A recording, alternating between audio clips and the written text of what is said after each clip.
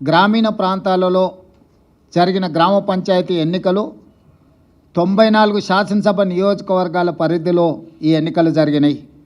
ఈ 94 శాసనసభ నియోజకవర్గాల పరిధిలో జరిగిన ఎన్నికల్లో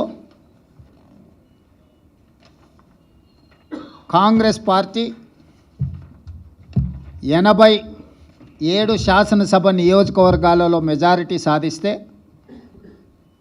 బీఆర్ఎస్ 6 శాసనసభ నియోజకవర్గాలలో మెజారిటీ సాధిస్తే బీజేపీ 1 శాసనసభ నియోజకవర్గంలో మెజారిటీ గ్రామ పంచాయతీలు సాధించుకోవడం జరిగింది.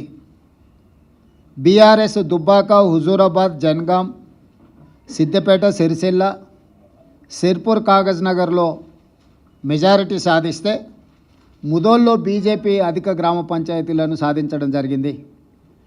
94 శాసనసభ నియోజకవర్గాలలో స్థానిక సంస్థల ఎన్నికలు జరిగితే కాంగ్రెస్ పార్టీ 87 శాసనసభ నియోజకవర్గాలలో అత్యధిక స్థానాలను సాధించడం ద్వారా 2023 నాడు